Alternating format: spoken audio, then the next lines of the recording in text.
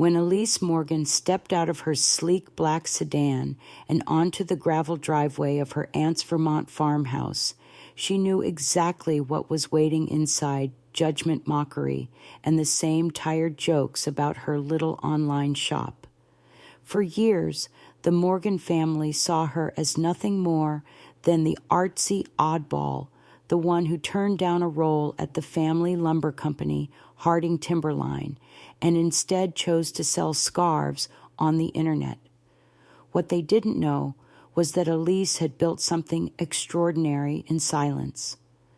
As she sat through another Thanksgiving filled with backhanded comments and smug remarks from her cousin Brandon, her Aunt Lydia, and her self-important father, she stayed quiet until her assistant walked in and dropped a truth bomb that brought the entire table to a standstill. Elise wasn't just running a boutique. She was the CEO of Morgan Holdings, the conglomerate that had just finalized a full acquisition of Harding Timberline, along with every debt, lien, and asset the family had tried to cover up. The same family that once offered her a warehouse job now worked for her, and they didn't even know it until dessert. Sometimes the best clapback doesn't come from words. It comes from paperwork. If you've ever been underestimated by those closest to you, stay tuned. Elise's next move is the kind of poetic justice you don't want to miss. For years, Elise Morgan was the punchline at every Thanksgiving dinner. To her family, she was Ellie the artsy one with no business sense. Her father, Uncle Henry, and cousins Brandon and Kara all worked for the family's pride and joy, Harding Timberline, a generational lumber business that they treated like royalty.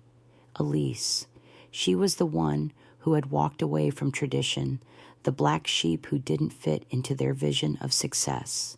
What they didn't know was that Elise had been building something powerful in silence.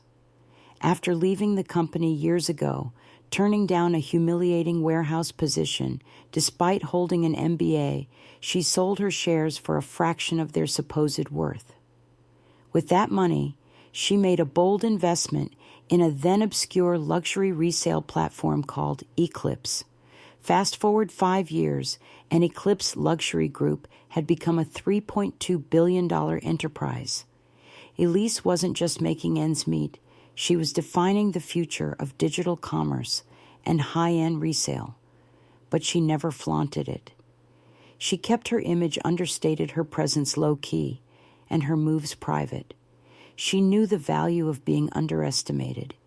That is until Thanksgiving night. With a calm smile and quiet confidence, Elise arrived at the family farmhouse in Vermont, wearing a minimalist gray coat and carrying what her cousins assumed was a knockoff handbag. They wasted no time reminding her of her secondhand scarves, her Etsy shop, and every digital strategy they ever dismissed. Even as they boasted about Harding Timberline's planned expansion, 3 new mills, a possible IPO, they were completely unaware of the truth: Harding Timberline was bankrupt. Elise had quietly acquired every debt note, every lien, every loan they couldn't repay. She now owned their fate. And then came the moment. Her assistant Mia stepped into the dining room and addressed Elise as Ms. Morgan, confirming the finalization of the acquisition. At that moment, the laughter stopped. The wine glasses froze in midair. Her father's face turned pale. Elise calmly revealed that Morgan Holdings, the very company that had just bought out Harding Timberline's debt and was now their largest creditor, belonged to her. As she laid the documents on the table, right between the cranberry sauce and gravy, it became clear the family business that mocked her had become hers. The restructuring process was swift. Elise had come prepared with a team of attorneys, financial analysts, and a plan. Her cousins were let go. Her uncle forced into early retirement.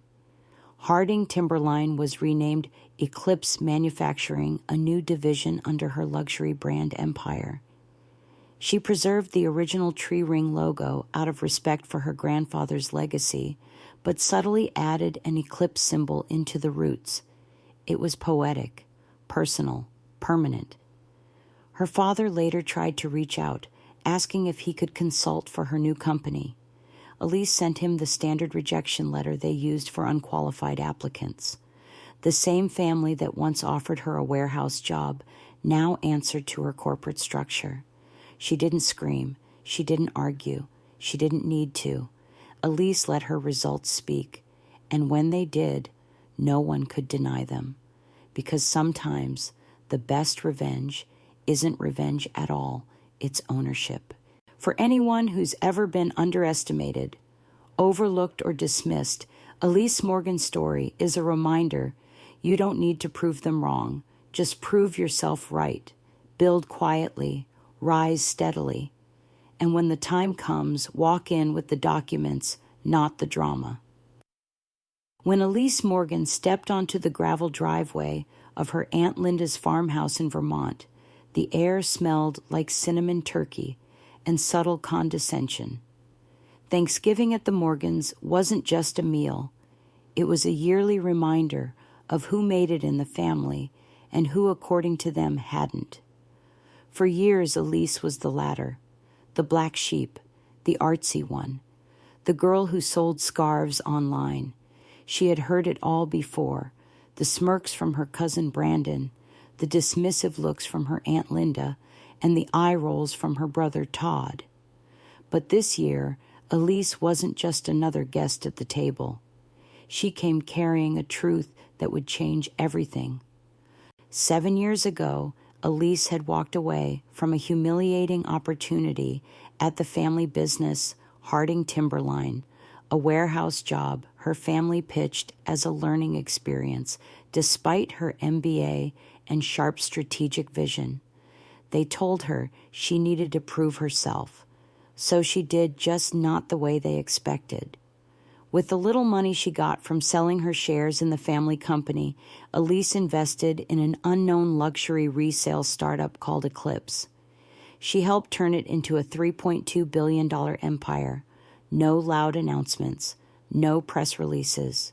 She built her legacy behind the scenes, quietly acquiring other brands' expanding platforms, and eventually forming Morgan Holdings, the umbrella company that now controlled not only Eclipse, but a host of manufacturing and retail subsidiaries, but the most ironic acquisition, Harding Timberline itself. As her family sat around the dinner table, bragging about expansion plans, IPO talks, and the company's bright future, Elise stayed silent. She let them laugh at her coat. She let them make snide remarks about her side hustle. But then right as they served the pumpkin pie, Elise's assistant, Mia, entered the room with a tray of hors d'oeuvres and a well-timed update. Ms. Morgan, the legal team, just confirmed the acquisition. You now own full rights to the Harding Timberline brand name. Silence. Forks clinked. Wine glasses trembled. Brandon turned pale. Aunt Linda choked on her cider. Todd asked wait. What Elise calmly placed a manila folder on the table right between the gravy and cranberry sauce. Inside were the court filings. Harding Timberline had quietly filed for bankruptcy weeks ago, and Morgan Holdings had acquired the debt. Every lien, every unpaid loan. Elise now held 82% of their outstanding obligations. The company they once said she'd never be good enough to work for was now hers. Over the next 2 hours, Elise and her legal team laid out the new terms, restructuring termination of unqualified managers, and a full rebrand. Harding Timberline would now become Eclipse Manufacturing, a division under her luxury group. Even the family's treasured tree ring logo would be subtly redesigned, with a tiny eclipse symbol tucked into the roots, a nod to her grandfather's legacy and a reminder of the one they tried to erase. When her father asked, "Was this just revenge?" Elise simply replied, "No, this was business. The revenge, that's just a bonus." By Monday morning, her cousins were unemployed. Her uncle was forced into early retirement. The same relatives who laughed at her every Thanksgiving now received polite rejection emails when they applied for jobs at her company. Elise didn't need to raise her voice. She let her work speak, and when it did, it said, "Don't underestimate the quiet ones. They're the ones building empires." For every person who's been told they're not enough, who's been laughed at, passed over, or silenced, this story is yours. Keep building. Let them talk. One day, they'll call you boss. Thanksgiving at the Morgan farmhouse was always more performance than celebration, a showcase of status updates, job titles, and carefully curated success. For years, Elise Morgan played her assigned role, the quiet cousin with cute hobbies, the one everyone assumed had failed to keep up with the family's legacy business. But this year, Elise returned not just with a seat at the table, but with ownership of it. At 39, Elise had built an empire from the shadows. Years ago, when Uncle Henry and the rest of the family offered her a warehouse job at Harding Timberline, after she'd earned her MBA, she walked away. They told her she needed humility, that real success came from working her way up through their family business. What they didn't know was that Elise wasn't walking away in defeat. She was walking towards something greater. She sold her small block of company shares and invested the payout into a then obscure luxury resale startup called Eclipse. Over the next 7 years, while her family clung to outdated business models and nepotism, Elise quietly grew Eclipse into a billion-dollar powerhouse. As the business evolved into Eclipse Luxury Group, Elise founded Morgan Holdings, a private firm that would eventually begin acquiring troubled companies, including Harding Timberline itself.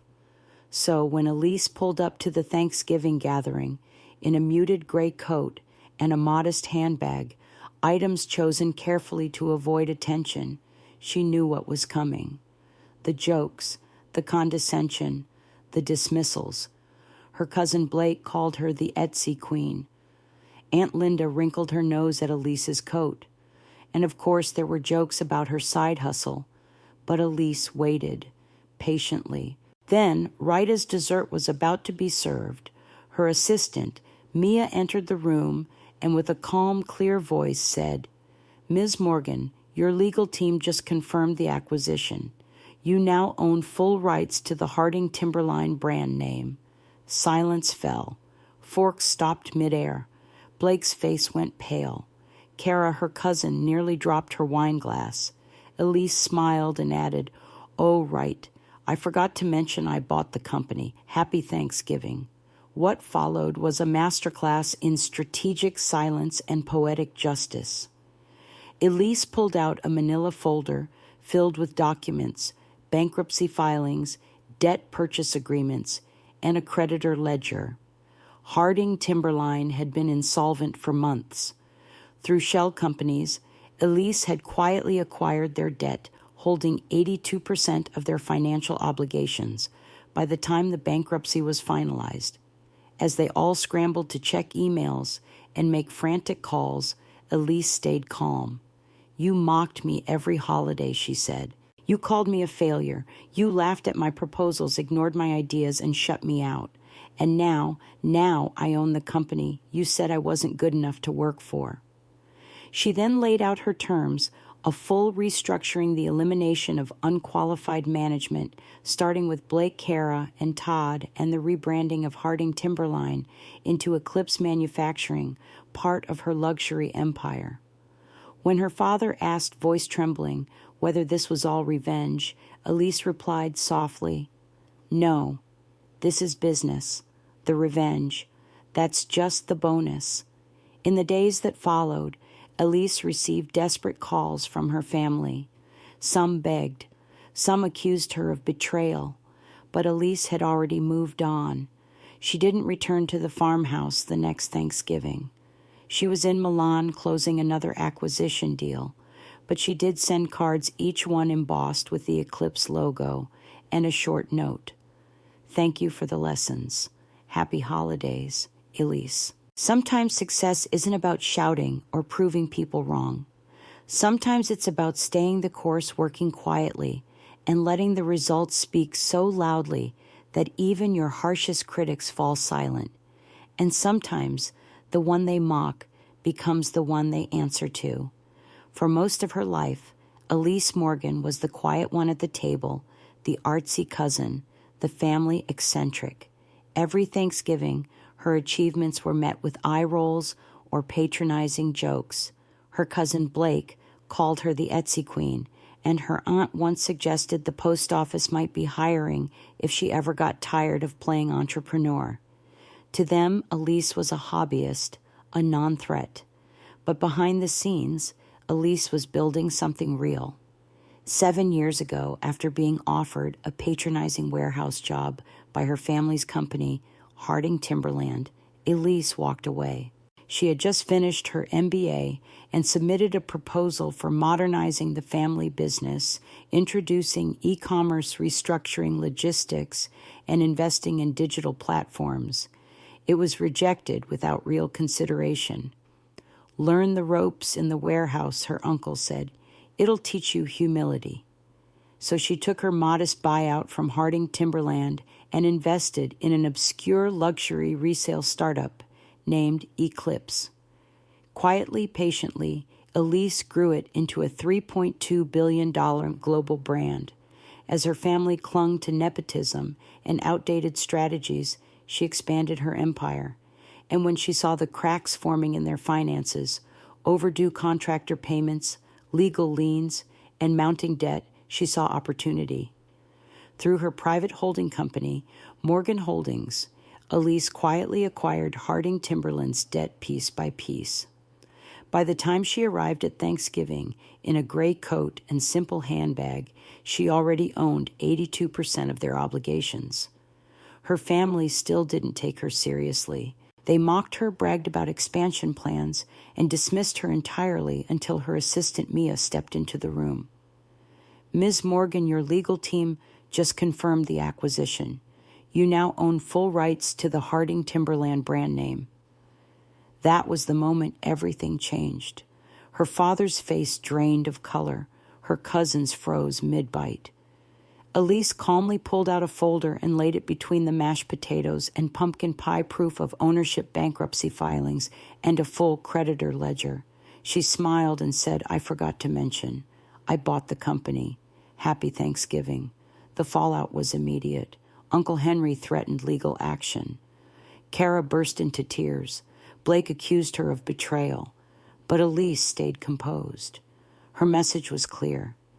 They hadn't just underestimated her. They'd failed to do basic due diligence. While they were handing out titles to family and planning public offerings they couldn't afford, she was building an empire powerful enough to buy them out. As her legal team arrived, briefcases in hand, ready to finalize acquisition terms, Elise offered them two options: cooperate with a restructuring or face full liquidation. She didn't yell. She didn't gloat. She simply led. By Monday, Harding Timberland was officially renamed Eclipse Manufacturing, a new division of her growing conglomerate. She retained the company's original logo as a nod to her grandfather, but added one subtle touch: a small eclipse symbol nestled into the roots, marking the transformation of legacy into progress.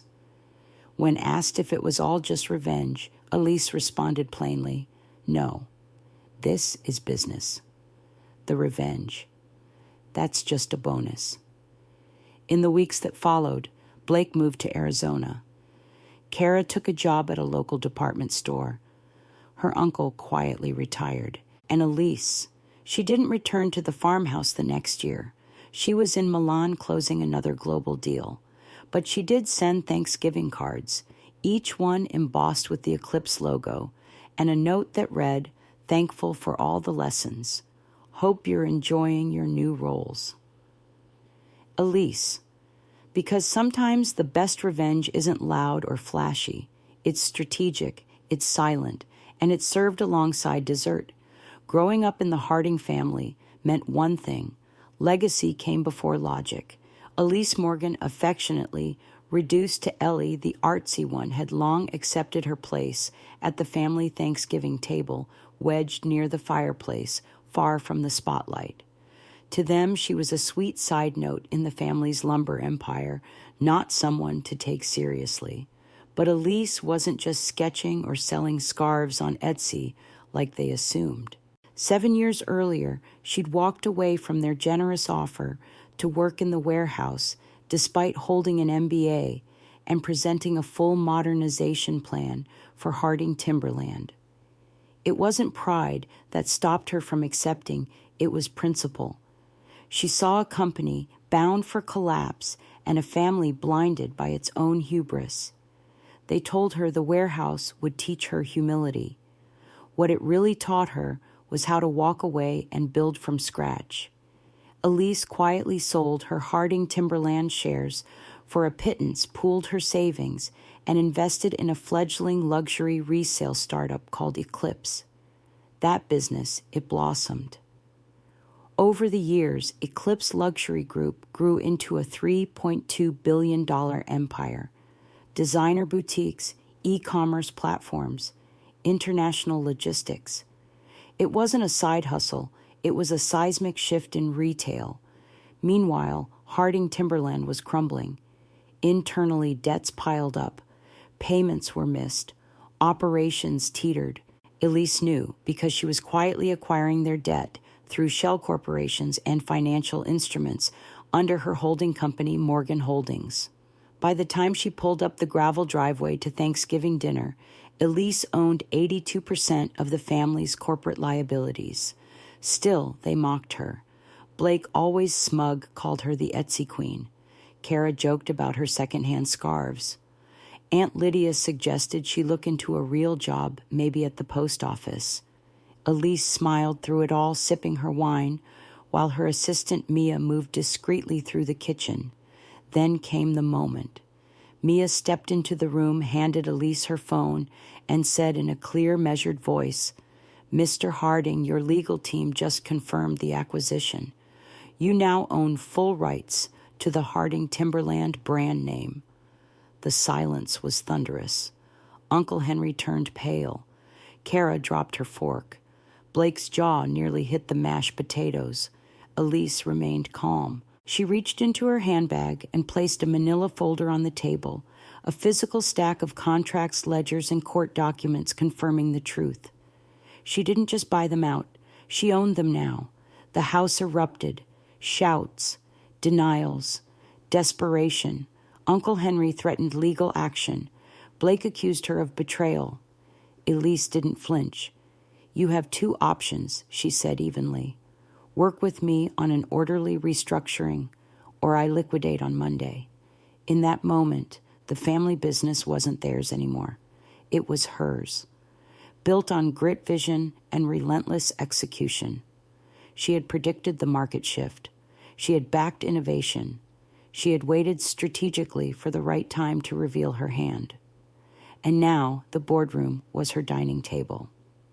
By the time dessert arrived, Elise's legal and financial team were seated beside her, calmly discussing acquisition terms, while her stunned family sat in silence.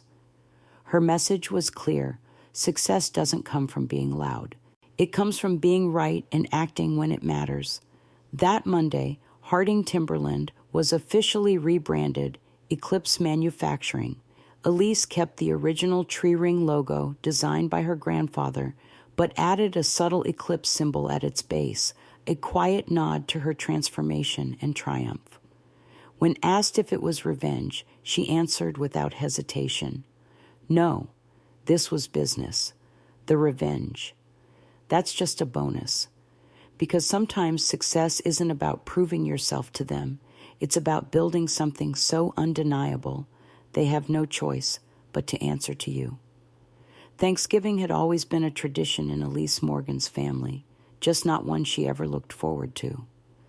Branded the artsy one, the Etsy girl, she had long learned to smile through their backhanded compliments and snide remarks. They mocked her online resale business, scoffed at her fashion, and dismissed her ideas like they were dinner crumbs. But this year, she didn't come empty-handed. She came with ownership. As the turkey cooled and the room filled with laughter at her expense, Elise stayed calm. Then her assistant, Mia, stepped in and addressed her as Ms. Harding, announcing that the acquisition had been finalized. The family fell silent as Elise revealed she now owned the company they all worked for, Harding Timberline. Their factory, their expansion plans, their pride, years of humiliation, disregard, and casual cruelty unraveled in one quiet moment of power. And Elise didn't shout. She didn't gloat. She presented the facts, the debt ledgers, the contracts, and gave them two choices: restructure or lose it all. Sometimes the best response to being underestimated isn't loud words, it's quiet action. You don't need to prove your worth to those who refuse to see it. Build in silence. Let your results do the talking. One day, they'll realize the person they overlooked was building something extraordinary all along. Have you ever been underestimated by your own family or peers? Tell me in the comments. Your voice matters here. If this story moved, you hit subscribe, not just to follow the next chapter, but to remind yourself you don't need their approval to rewrite your future.